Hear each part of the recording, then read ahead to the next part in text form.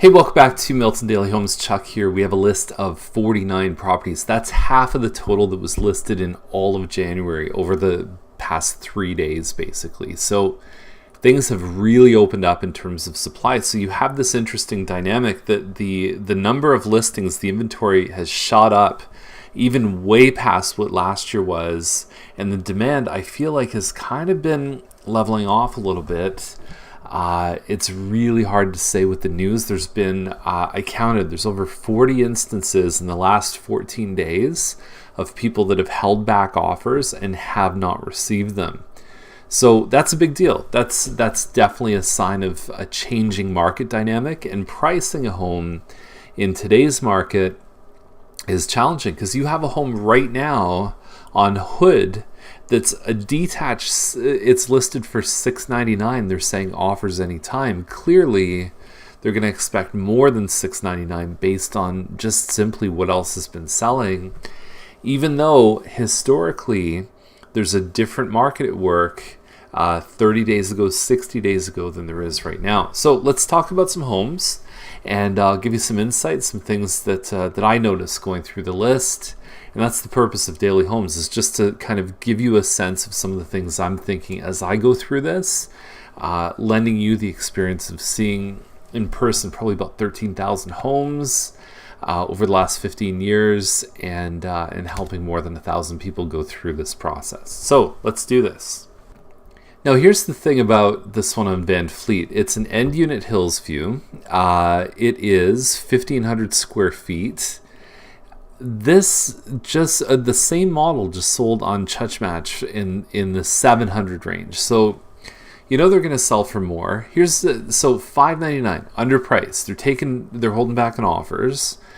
There's a tenant inside, and there's no pictures. After 5 days, there's no pictures. So all of that together, don't expect much. This could be a bit of a fixer-upper. I look at homes like this, though, if you get them for the right price. Some people think, I'm going to knock the money off that I need to do. I'm going to knock it off the price. But that's the best thing to say is, look, another one sold for $750.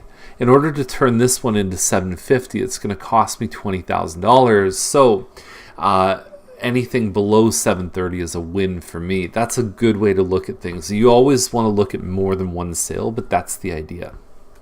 Next up is Tyrone Crescent. You better call Tyrone. Remember that? Erykah Badu. Awesome. $750 is the price on this one. Probably going to sell for like $850. I think when you look this good, underpricing it is still not a bad move. It's still riskier than it was a month or two ago. I love this layout. I love how you walk in the front door. You've got a good front entry. You've got a small office here, but it's bigger than some of the ones that we see in the new floor plans. You have space for a living dining, or you can just do both of them. You've got an area where you can do some nice crown molding, almost like a coffered ceiling. It's very open concept with the kitchen. The cabinets look nice. You've got this little nook up here that you could use as an office. It's just really well laid out. There's laundry upstairs, and you've got 3 bedrooms, and everything just seems like it fits the right way. I have a client who is a very talented designer, and she lives in this home. So that tells you a bit about the flow and what you can do with it. I really don't know what's going on with this backyard. It looks like a level from Legend of Zelda. First Zelda, not Zelda 2. Look at that. I don't know why you do that. I mean, I guess maybe if there's a garden back here. I don't know. So this home in McDougall is a double car garage, 2,400 square feet, of which you get none of that with your first shot. And we've talked in episodes even in the last week about having your front shot. Some people do a kitchen as the front shot, or the very first shot, I should say, instead of a front shot. I think it's risky. You look at that and you're like, what is that? That's not a house. Like, am I buying land? That should be the first shot. This balcony, I'll show you one of the views. That's, not bad, but I've seen better. I've sold homes in this row, and the sun sets right over that. Beautiful colors on the escarpment. You can see the trees here. It's a super view. You can see it kind of off here too, right off in the distance there. The sunset's right there. Absolutely gorgeous. The home's worth more than $750. This one could reach $900, even though the finishes are not super amazing.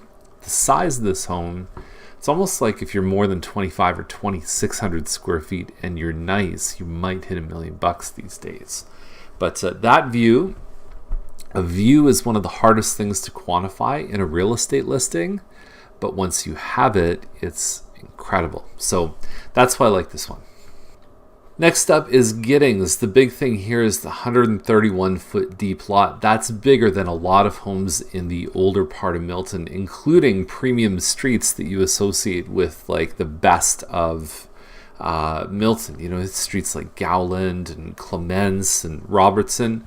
Some of those homes are only on 120 or 125-foot deep lots. So that's just a comparison on 131 and how deep that is. It's 30 feet wide. It's not the widest.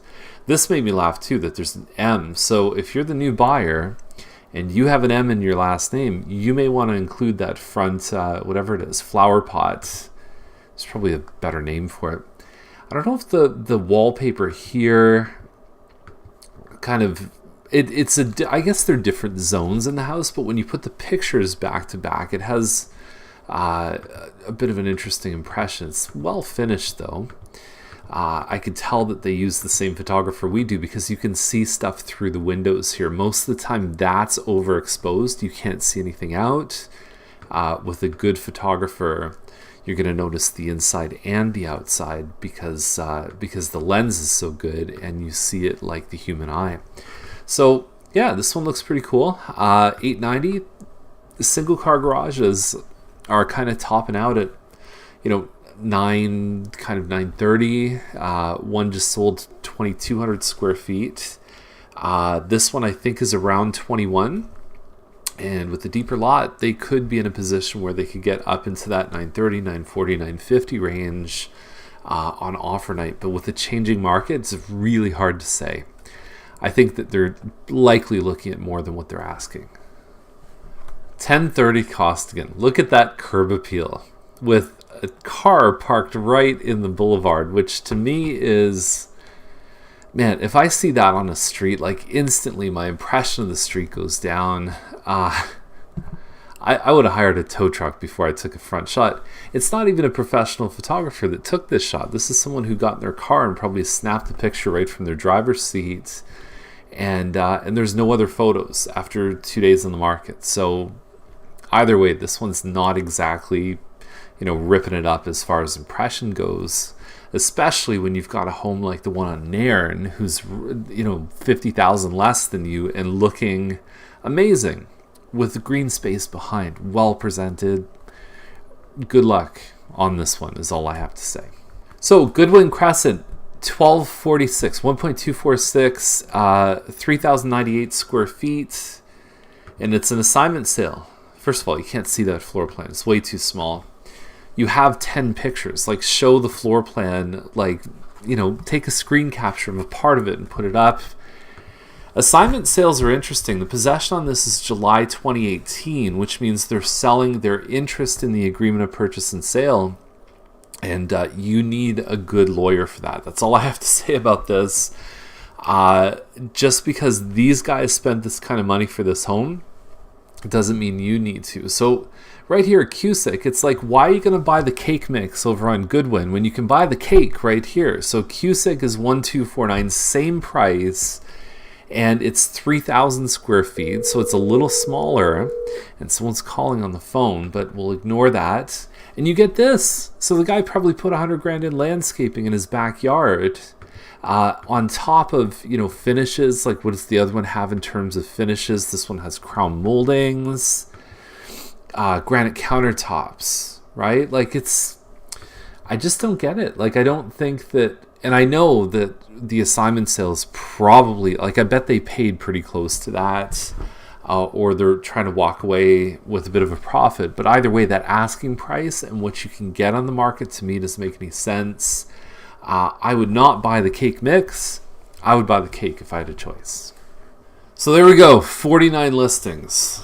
It's a big list, and there's a lot of choice right now. So if you're looking to buy a home, I feel like the tables have turned a little bit, and you've got a bit of leverage. So this is, in my opinion, a better time to buy than a month or two ago. So if you need help with that, or if you're looking as a seller about how to capitalize on this changing market, give us a call, reach out to us, email. We'll be glad to help you. So have a great day. We'll see you tomorrow.